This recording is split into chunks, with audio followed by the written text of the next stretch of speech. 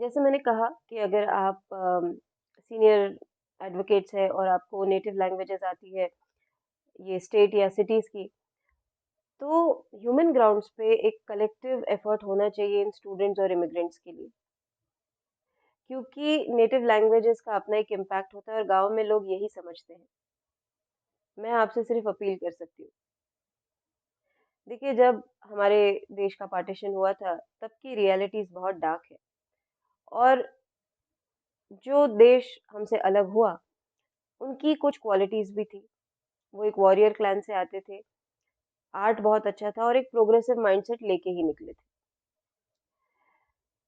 Majority उनके लिए हमेशा कम्युनल बेस्ड ही रही, लेकिन फिर भी उनमें कुछ लीडर्स थे, जिन्होंने खुद का प्रोग्रेस पहले देख लिया, अलग-अलग कंट्रीज़ में अपने मैंशन्स बनाए और एक नेगेटिव इंटरनेशनल टाइटल के साथ में कंट्री को छोड़ दिया। फिर भी यहाँ से कुछ लोग उठे, जिसके लिए हिम्मत लगती है। चाहे वो आर्ट से रिलेटेड हो या स्पोर्ट्स से। मेहनत की, एक डिग्निटी अर्न की खुद के लिए, फिर एक अपने कंट्री के लिए और ह्यूमिलिटी के साथ में अपनी बातें सबके सामने रखी। वो जानते थे दुनिया किस डायरेक्शन में चल रही है। एक इंटरनेशनल रिपोर्ट के अनुसार 10 में से 9 बच्चे पाकिस्तान के स्ट्रीट्स पे जो है वो सेक्सुअली अब्यूज्ड है। जो स्कूल में अटैक्स हुए वो पूरी दुनिया ने विटनेस किए थे। तो ये लीडर को पता था कि बहुत ज़रूरी है यूथ का माइंडसेट पॉजिटिव डायरेक्शन में मोल्ड करना। लेकिन आज उनकी हालत क्या करके रखी है, हम सभी देख रहे हैं। इसका मतलब यही है कि इंटरनली ही लोग नहीं चाहते थे कि भला हो। क्योंकि जब तक माइंडसेट नहीं चेंज होगा, तब तक आप प्रोग्रेस एक्सपेक्ट नहीं कर सकते। और अगर नेगेटिव माइंडसेट रहा, तो सबसे पहले वो अपने लोगों को परेशान करेंगे और फिर दुनिया के लोगों को। और अगर हमें ऐसा लगता है कि हमने बहुत ज़्यादा तरक्की कर ली है, तो मुझे लगता है हमें वापस सोचना चाहिए।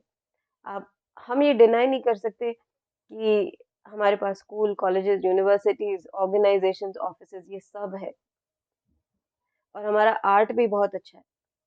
लेकिन जिस एप्स्टीन फाइल्स की आप बात कर रहे हैं, अगर ग्राउंड रियलिटीज़ हम देखने जाएँ, तो हम इनसे 500 कदम आगे हैं।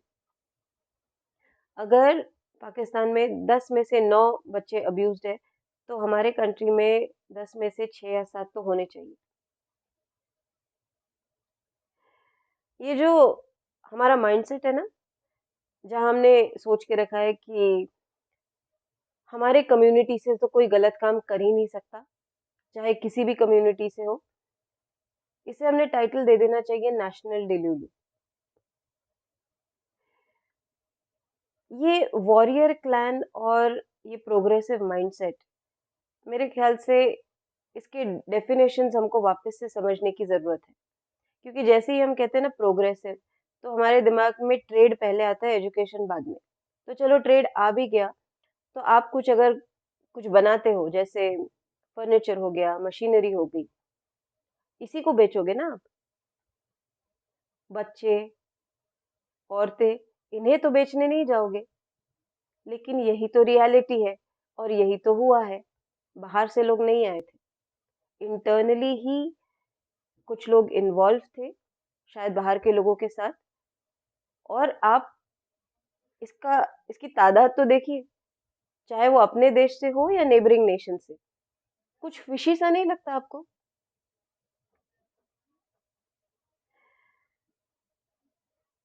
इस वक़्त प्रायोरिटी ये होनी चाहिए कि ये जो स्टूडेंट्स हैं, ये जो ब्लॉक्ड फ़ील कर रहे हैं, इनको बुरी संगत से बचाना है। तो एक इनिशिएटिव होना चाहिए। उसके लिए आपको कोई बहुत बड़ा स्टेप लेने की ज़रूरत नहीं है। वायलेंस एम्ब्रेस करने की ज़रूरत नहीं है। ये जो मूवमेंट इनिशिएटिव ये इनिशिएट किया है मैंने, उसमें एक टाइटल है इमोशनल कोलैप्स। अगर स्टूडेंट्स अलग-अलग टाइटल्स यूज़ करके अपनी बात कह रहे हैं, तो सिर्फ़ कान खोल के उन्हें सुनना है बस। बिना किसी रिएक्शन के सिर्फ़ सुन लेना है। पहले एक्सेप्टेबिलिटी तो आए कि ऐसा उनके साथ हुआ है। और अगर आपने सच्चे दिल से माथा टेका है कहीं, तो अपने आप आपको रास्ता मिल जाएगा।